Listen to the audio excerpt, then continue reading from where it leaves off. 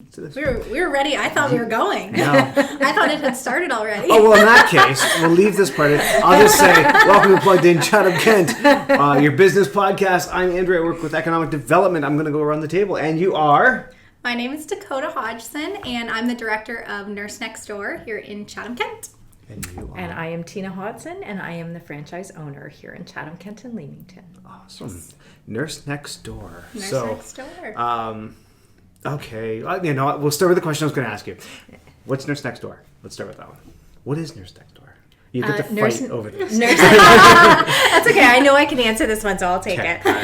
Nurse Next Door is private home health care. So very new to Chatham-Kent. We're very excited to be here, but not new in Canada. It's been around for 20 years. Mm-hmm. And so it's Chatham-Kent and Leamington, right? And Leamington, yes. Mm-hmm. The entire municipality as well. That's awesome. That's very cool. Yeah. So why? Why did you get into this? Why did you choose this business? Because your background is... I feel like this is your business. Story. Yeah, this is your story, and yours too, right? So it was my mom. Dakota's grandma. So we're a mother-daughter team, which is very fun to be able to work with your family. I'm just loving that part. But my mom is older. She's 91. And probably a couple years ago, she fell and she actually fractured her pelvis front and back and got discharged from the hospital, couldn't walk. We couldn't get to her doctor for a little over 2 days. And those 2 days for me were very, very frightening. And so started looking for a service like this and couldn't find anything like this. And the more I looked and the more I searched, it was something that I've always loved starting businesses. I've done that, a big part of my life, and it all just really dovetailed. That's awesome. Yeah. That's one of my favorite stories of hearing, when people go, I just couldn't find it. So I thought I'll just make it. Yeah. It reminds me Fill of... a gap. Fill a gap, Fill right? the gap. See a need. So MPV Wi-Fi, I don't know if you've heard of them, but they're doing they're setting up rural internet around here. Oh, yes. It all started because this fellow who was at 18 years old came back was on a break from his university and couldn't get a decent internet connection. Right. And so he went, well, this is ridiculous. I'm just going to build it. We are very grateful for that. For an 18-year-old boy, I don't know if there's anything more important than internet. Right? Exactly. So, it's these stories of hearing people go, okay, we see a gap and you step up and fill that. That's Absolutely. Awesome. Yeah. Okay, so one of my favorite things, I'm going to talk about this because we have a whole list of questions, by the way, that I'm supposed to ask for people who are listening, and I'm deviating because that's what he does. That's what he does. That's what I do. So, talking about this relationship between the two of you, it was very sweet when I walked in, and you both were talking back and forth about, should we approach it this way? Should we approach it this way? And I have noticed that from day one since meeting you, that you've been very...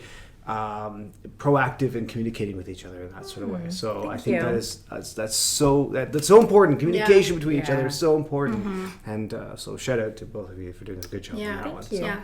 Well, being the daughter in that situation, right, it would be very easy to defer to my mom, Tina. And I feel like my whole life, our relationship has always been that I always had a voice. Like even as a 5-year-old, I had a voice. So, right? But I always felt like I had that option to speak my mind and say my opinion. So it really just happened naturally that when we started working together, like my opinion always mattered to her. So there's no question of whether we would be deciding things together or not, which is nice.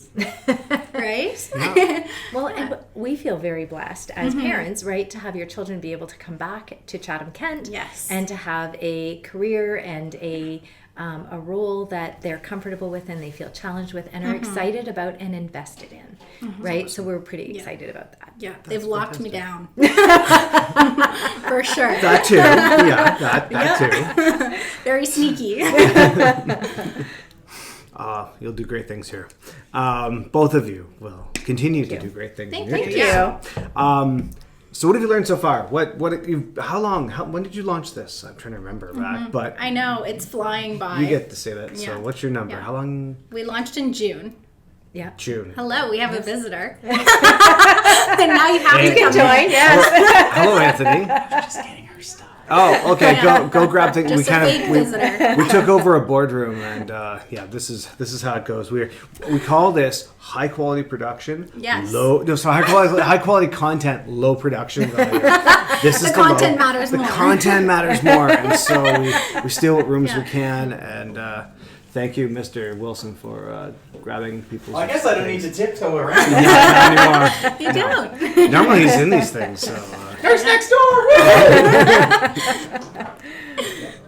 Yeah, that was subtle. So what have you learned? What have you learned so far? It's been June, since June. So since June. We opened our doors in June, and the big thing that we're learning, and we're still learning, and that's really to have confidence in what we're doing and how we're doing it.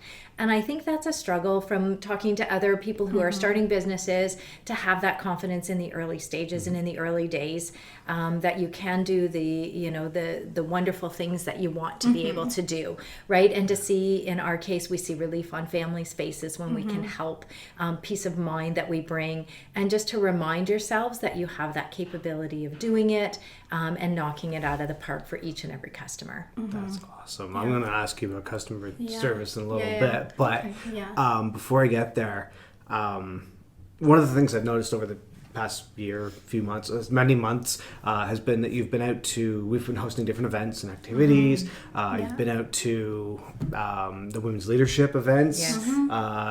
Love those. Yeah, we love those. A lot of fun. They were great. Planning the next one in March, just throwing that out there as a thing we have to there. hold ourselves to. If you say it live on air or you say it on air, it has to happen then, right? Now it has to happen. Now it has to happen. You were at the business speed dating event, I believe, in Blenheim. How do you finding these things? How are the events working for you? Well, both of you. Yeah, we can't say enough good things about these guys. Economic development, you guys do an awesome job with all your events. We love them. Here's that money I owe you. No, but thank you. That's very kind of you. Yeah. I think a big part of, like Tina was saying, coming back as a young person, right? I have a lot of my, closest friends that aren't from Chatham or haven't come back. So I really felt the need to reach out into the community and find more things that are related to our business, but also, help me build that business network among our community. So going to those events has been a big part of that. It's really nice when you can learn something too, right? You connect with someone about a personal thing or a work thing, and it works out to be a pleasant night overall. We loved which one was that? I loved the women's leadership one, and we loved the tech night that we went to. Oh, the tech night. Yeah. Oh, yes, yeah. That was also really good. Yeah, you did a great job with Thank the you. impromptu shout out at the event. So, also winging it there. Yes. As I said at the event, if I had told people ahead of time that I was going to call them up on stage, they may not have showed up. So, at least you were told about this one in advance. So That's true. Right? That's true. That's true. Both had notice. Okay, so let's jump back to the customer service side of things. Customer service. So what's your top piece of advice, or top 3 pieces, or whatever you want to say about customer service? What do you find really important about that? Yeah, so we were actually thinking about, this is one that he told us about another time. So Yes, he did, yes. We were kind of thinking and brainstorming about, how do we approach both the customer service and our staff. And I have this quote that I always thought of, and I was trying to remember who said the quote. So I looked it up today, and I realized that it's not a quote at all. It's actually a definition. So the word is sonder, and sonder, if you haven't heard it before. And basically it's this feeling that you get when you realize that every single person walking by you, everybody around you, has a life as vivid and complex as your own. So we try and take that into all our relationships, whether they're with our clients or with our staff, to say, hey, your life is as vivid and complex as my own, and we try and meet them there for whatever that they need in that moment. So whether it's, helping them in a crisis, or supporting them with some training, or whatever it is, with an answer to a tough question, we try and meet that person where they are and remember that they're a whole person just like we are. And, you've got to treat everyone that way, and how you want to be treated. So we try and bring that to every customer service moment, as well as every time we're interacting with anybody in the community, with our staff, anyone. That's awesome. It reminds me of, so I've been using this for years, the quote about each of us is fighting our own personal war. And I try to remember that as I drive. And it really helps to relieve that road rage of it does. when you see people, take wild right-hand turns without signals and almost hit other people. And you're like, okay, we're all fighting some sort of war. We're going 40 and a 50 and you're like... Yeah, it's fine. So it's that same sort of idea, right? And so when you put that person, try to have a little empathy. That's really important. It changes your approach. Absolutely. Yeah, totally. That's awesome. Everybody comes, Sonder. Everybody comes in with whatever's going on in their life, right? They come in with whatever happened yesterday, whatever happened this morning, whatever big picture thing is going on in their life, and you have to meet them there. Absolutely. Wow. Okay, well, this is Profound. getting philosophical. Profound. Wow. Thursday afternoon. Right? That's awesome. Yeah. This is what happens when we're prepared. We know what's going on. We have good answers. No. I can't do that all the time. It's not real. Yeah, good healthy mix. So technology. So one of the reasons you're a tech night is because you've got all this interesting technology going on. Can you tell me a bit about the tech that's running? Yeah. Happy to go in a little bit more detail than we went on Tech Night. Yes. But we really use technology in everything that we do. So whether it comes to, our networking and our marketing materials are all online. All of our HR, recruiting, hiring, all of that is done online. We use it for our finance systems. And I would say the big piece of our technology that's amazing is our operational technology. So our day-to-day things that we use. So Nurse Next Door, we can't take credit for this. We certainly did not create our technology, but we're part of a franchise that uses a system that makes the clients and the caregivers and our lives a lot easier for every piece of running a home care business. So first of all, our caregivers can see a visit and click it's a little thumbs up or a thumbs down to the visit. And that gives them a lot of autonomy and flexibility over their schedule. So when they're looking at a visit, they can see a lot about the visit before actually going. So you would think that would happen, but in a lot of, previous home care businesses, you would have to walk into the client's home, not really knowing what you're getting into, grabbing the binder from usually on top of the fridge or something, looking it up, and, figuring out what you have to do once you're already in that person's home. So, first of all, there's risks, right? There's risks to every home. Everybody has a wonky stair or a funny railing or a really high step, right? It's good, or a cat, right? It's good to know if you're allergic that there's going to be a cat there. And maybe you don't want to take that visit at all because it's going to flare up your allergies, or maybe you can take your Claritin ahead of time. Sure. So it's good for those caregivers to first of all know what they're getting into before they walk into the home. They can also, once they've been assigned the visit and that client is theirs, they can read all about what they need to do at that visit. So all the tasks, and we give them lots of information about, what this person loves to do and what makes them happy, so that when they walk in and we introduce them, it's a really positive moment. It's not, hi, I'm going to go read about you for 10 minutes. Right? It's hello, how are you today? I heard you like this. I heard you have a dog. I can't wait to meet them. You have that real positive interaction. So it makes their life a lot easier from choosing what visits they're going to have and that moment with the client. And for our clients, that scheduling is taken off of them. One of the biggest things people really hate about, or not really hate, but find a struggle with when it comes to having people come to your home is the scheduling part of it. So that's really overwhelming when you have maybe a few different agencies, one helping you with physio, one helping you with your personal care, maybe a nurse coming in for your wound care, right? Maybe there's multiple things going on in your life, and scheduling them all can be really overwhelming. So not only does our technology help with the scheduling portion, because we book those visits in for them way ahead of time and let those caregivers fill them in with ones that actually want to go there, and that makes it a lot smoother for them. But it's also a task that we offer in the visit itself, is to help them work through their schedule, to, confirm, and we don't change the visit time. So those technology things really help us to, have the client and the caregiver agree on a time that works and stick to it. And then from our point of view, we can actually see their location. Sorry, I'm like rambling off. I get excited about it. It's perfect. Yeah, so we can actually see, so we have a location services right on the app that they use, that the caregivers use, and it shows their location. So when they've clocked into their visit, we can actually see that they made it there safely. Perfect. And that's a huge relief and peace of mind for the client as well, because if the client's daughter or husband or wife wants to check in, they know that person's there, and we can connect them really easily. So our technology from all perspectives of a visit, right, from the planning to the actual day to after it, right, all the client files are kept on a secure online cloud location that's not sitting on the fridge for anybody that walks in to read. And it's secure and it's safe and it's way smoother for everybody involved. That's awesome. So if you live outside of Chatham-Kent, so you're in the GTA and you have family here, you can coordinate this absolutely, and check in and that's really common because we're a retirement community, right? So there's lots of people that come home for a weekend, maybe visit their parents and realize that there's been a big change, right? Maybe their health is starting to decline, or maybe they just need a little bit more help managing their whole house or whatever it is.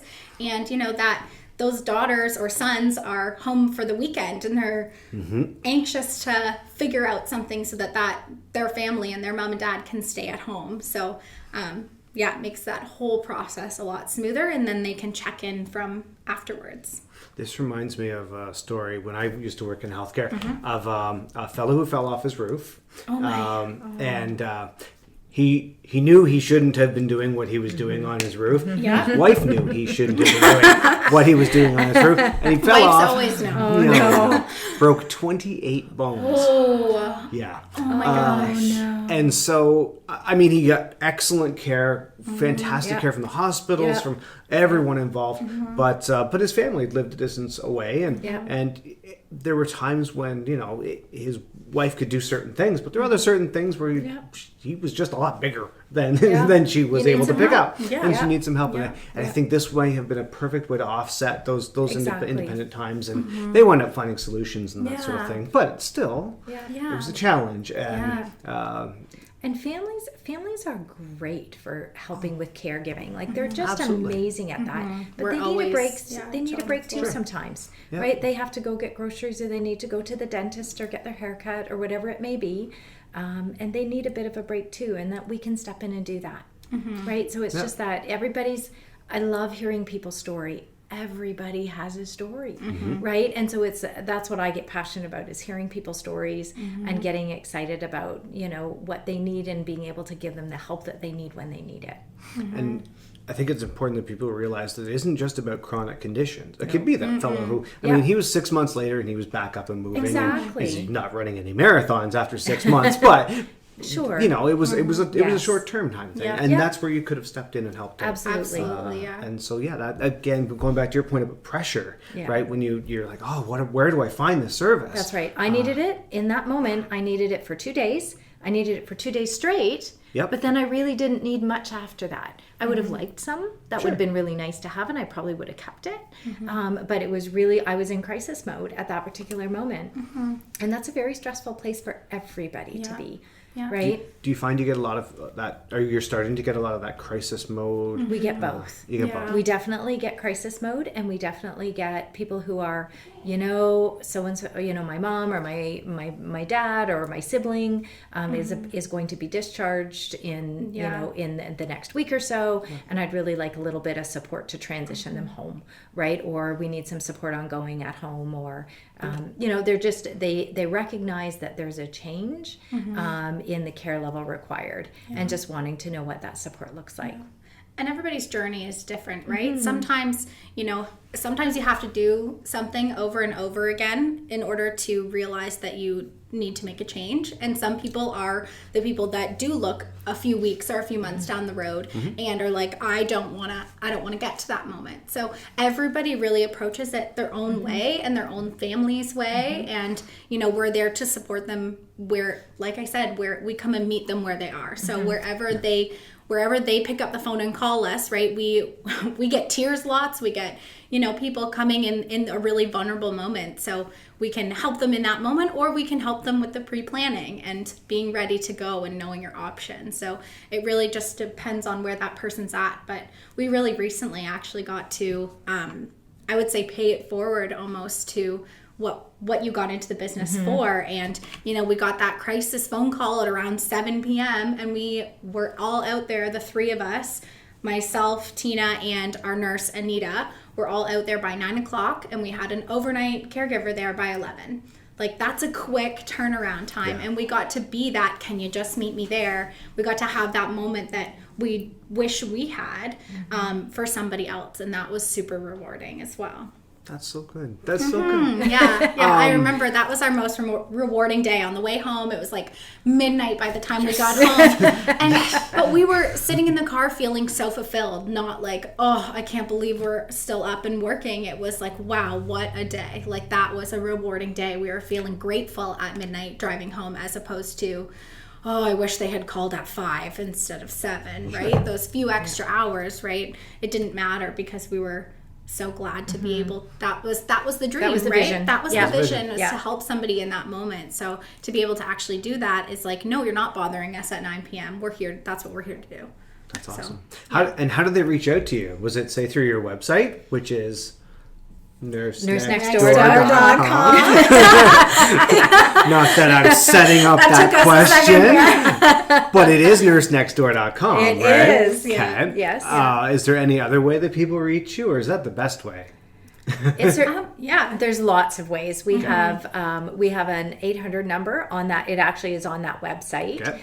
There's a local number that also lands, and they land at a call center, and that call center is a real person on the other end, and it's 24/7. Okay. So we are in the middle of the night. If you're up and you're stressed about what's happening and you want to phone and talk to somebody and book somebody to come out the next day, call. Right? We will make that happen. We work on the weekends. We work overnight. They can always get a hold of us. So between Dakota and myself, we are available 24/7. If anybody's calling right now, I'm really sorry. They'll interrupt us. They'll get to the call center. Okay. Absolutely. And they will interrupt us. And we would, one of us would step out to handle it, because that's what we do. That's what we do. Yeah. Well, prove me wrong there. Huh, how about that? Don't think we won't. I believe you would. I totally believe you would. That's that customer service thing coming There through, you right? go. So, Yeah. hey, I wanted to ask you, because you brought this up. Okay. HR perspective, you're doing online recruiting, that sort Yes. of thing, social media. So we were just talking about that in ActDev as the team this morning. What are you doing? How working? What sort of?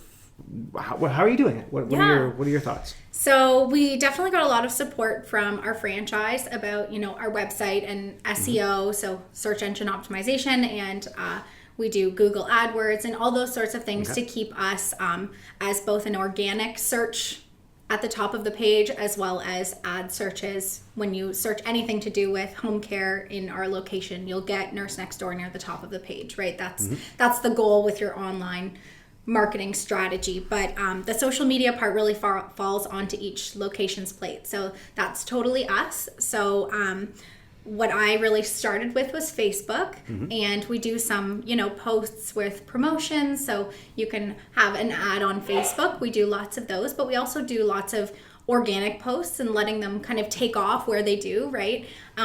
We just recently brought a new person onto the team, and we did a post about them saying, hey, welcome. Her name is Lauren. Welcome, Lauren, to the team. And, it kind of just took off because she had a lot of people that were in her social network that saw it because she was posted in it, commenting and sharing and getting excited about Nurse Next Door because we had shared an exciting thing for our team. As opposed to just doing that team introduction, we said, hey, let's introduce her to our whole following. So, we're building up that network. Follow us on Facebook, Nurse Next Door Chatham. So we're building up that following on Facebook, and we just created an Instagram, so feel free to go follow us on Instagram as well. It's connected to the Facebook, so you'll find it super easy. But just creating a really positive experience. So we get lots of blog posts that come through the main Nurse Next Door site. Okay. That get shared that are really interesting articles about, things to help seniors in your life, or interesting things going on in our kind of sector of of the world. Happier aging We like stories. To share those. Yeah, happier aging stories. We talk about happier aging a ton, and that really comes through on our social media. So happier aging is finding the things that people used to love to do and bringing them back into their life. So lots of times this is something we're kind of always working on and always bringing into our everyday. But, you know, lots of times caregivers don't have enough time with each client to actually do those things. So, you know, if you were talking to a caregiver and you had a really great connection about hockey, and you said, you know, I love hockey, we're talking about hockey, well, that's great. You guys have made a really positive connection. But we like to take it one step further and say, okay, what's stopping us from either playing hockey or going to watch some hockey, right? Let's figure out what that boundary is and overcome it together. So, you know, we've had a caregiver that took a client to his grandson's hockey game. And, you know, the family, right? Think about what goes into going to a hockey game if you're the parents of the hockey kids. There's a lot of packing up. I'm sure you're running around like crazy, especially if you've got multiple games on the same day, right? All of that on top of now you've got to go get your grandfather and make sure that, you know, he's safe, and that's a slower process of getting him over to the arena. It's just a whole extra step on that person's plate. So that's a great example of happier aging. We have had a client that wanted to go to his son's hockey game, and our caregiver actually took him to the game and, you know, was there to support him while the family was, you know, experiencing that with him, but didn't have to do the task part of it. So, you know, connecting the family and bringing that love of hockey and family time all together in one visit.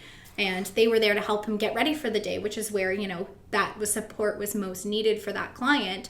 And the family didn't have to worry about that. They could just enjoy their time at the hockey game with their dad and their granddad. So you two are both so passionate about this. It's easy. It's easy to be passionate about things you're passionate about, right? Absolutely. Yeah.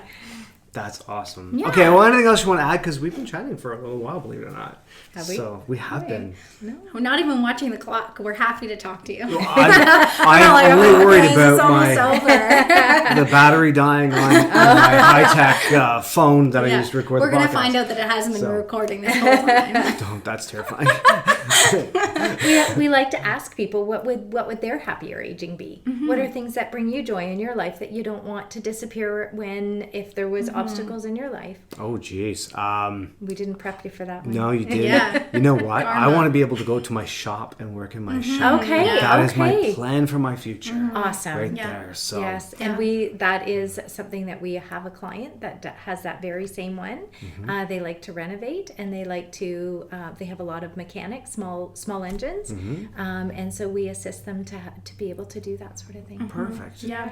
We have another one that I was thinking about as you said that as well, that was actually, you know, in a later stage of Alzheimer's dementia and, you know, wasn't really fit to be using power tools anymore. So that was a real loss in their life to not be able to do that same kind of woodworking that they used to be able to do.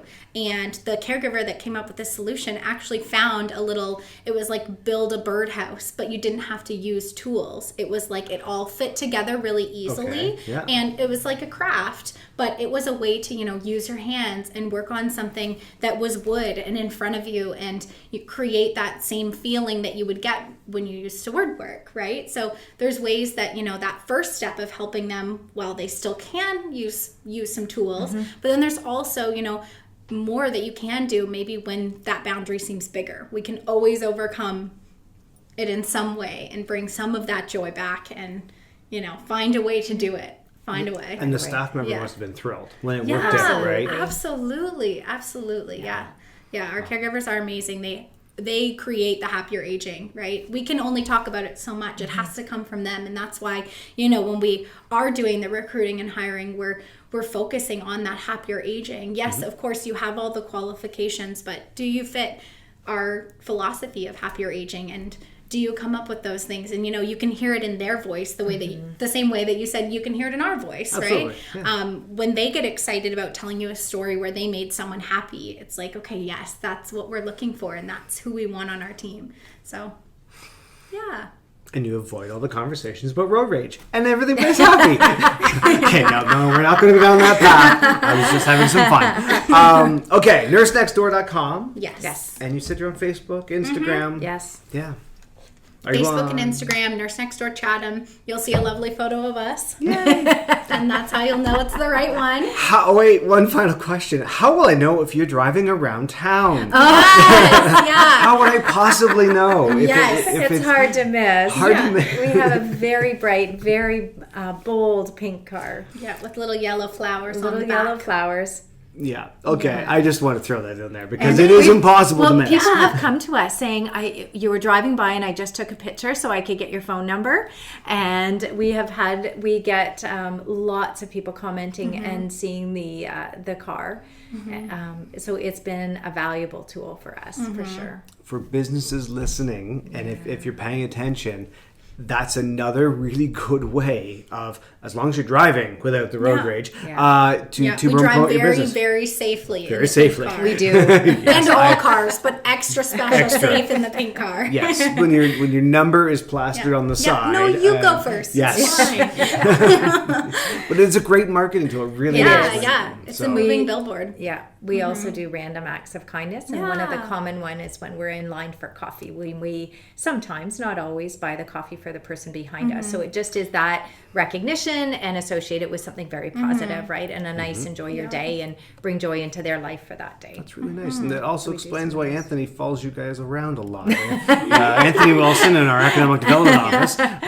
Yes, At least in the coffee line. at least in the coffee line. Yeah, no, it really does make a lot of sense. Yeah. Okay. Absolutely. Well, thank you so much. Thank you for both Thank being you for here. having us. having This us. is very enjoyable. Yeah. And it's your first podcast ever. It First is. podcast, being on first podcast, listening to first podcast, realizing what it was. Wonderful. Dragging me into the current century. Yes. We'll do 1,000 more from this point on. So. Excellent. I look All forward right. to it. Thank you, Chatham-Kent. Have a Thank good day. you. Thank you.